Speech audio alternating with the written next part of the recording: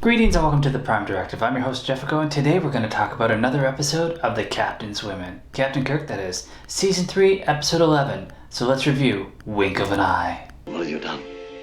Changed you. So you are like me now. Your crew cannot see you, or any of us, because of the acceleration. We move in the wink of an eye. This episode starts with Lieutenant Commander Scott doing his ship's log. Apparently there was a distress call from Scalos, so Kirk, Bones, and a couple of Redshirts and Spock beam down. The planet looks abandoned, but Kirk hears insect noises. And then we get our first Redshirt kill. Complete survey of the planet using all ships' available instruments. Compton.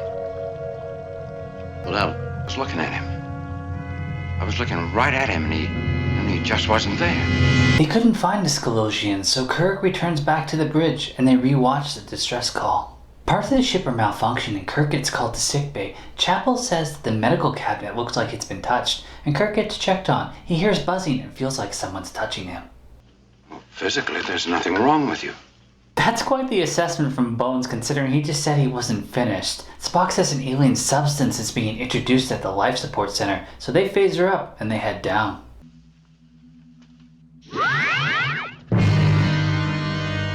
Only Spock and Kirk can get through this force field, and they feel this invisible force affecting them.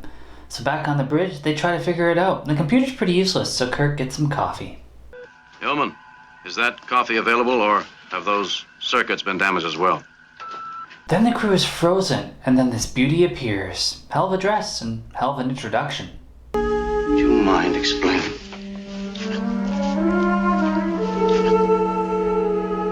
Who are you? Dila, the enemy. Damn, Kirk is sure getting his action quota. Dila tells him that she is her people's queen, and that he can never go back. And everybody's very upset at first, but eventually they learn to like it and accept it. Kirk runs into Compton, one of the red shirts that disappeared on the planet below, and he's now working for Dila. So, Kirk kicks his ass for being insubordinate, but then he's phasered by Real. Compton tries to help, but...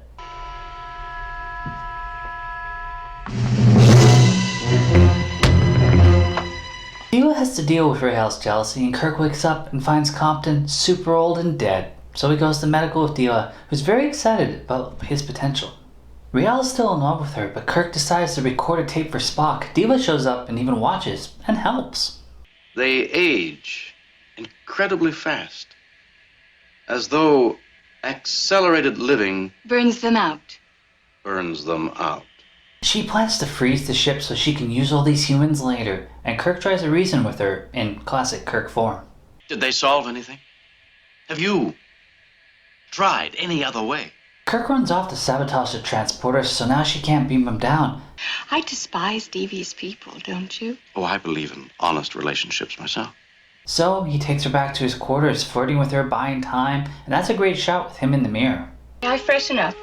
All this rushing about has left me windblown. I'm glad to see that you allow yourself some comforts. Kirk works his magic, and now he's kissing her.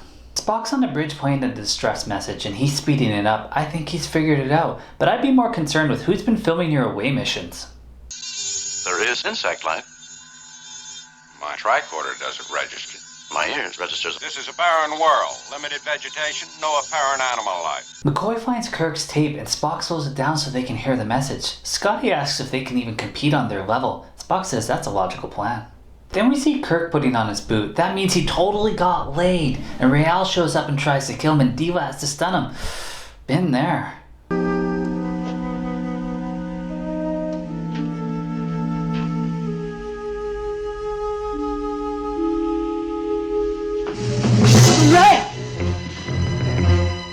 I never really thought about this because that wasn't much of a love scene, they just kind of implied what happened. But Diva's plan was to procreate, and she did that, so Kirk should have another son out there, one who's really fast. Also, Kirk's pretending that he's accepted the situation.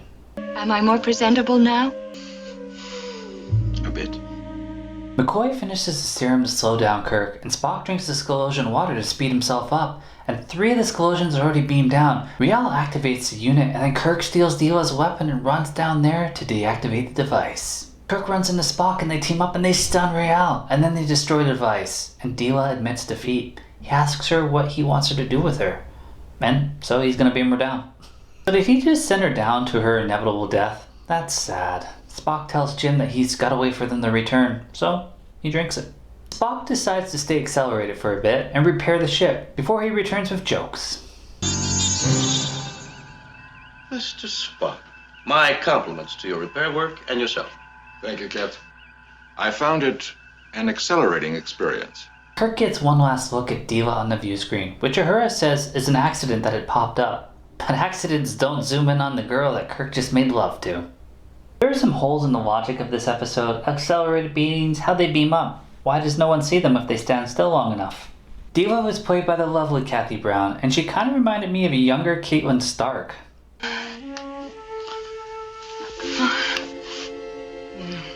I wouldn't allow you to take that, no matter how much we trust each other.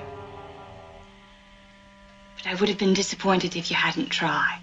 Not a bad love interest, as she seemed pretty fascinated with Kirk, but she was still slightly interested in Rael, so probably best Kirk kept his heart close to his chest. Probably best just to love her for a short time and let her go, Captain.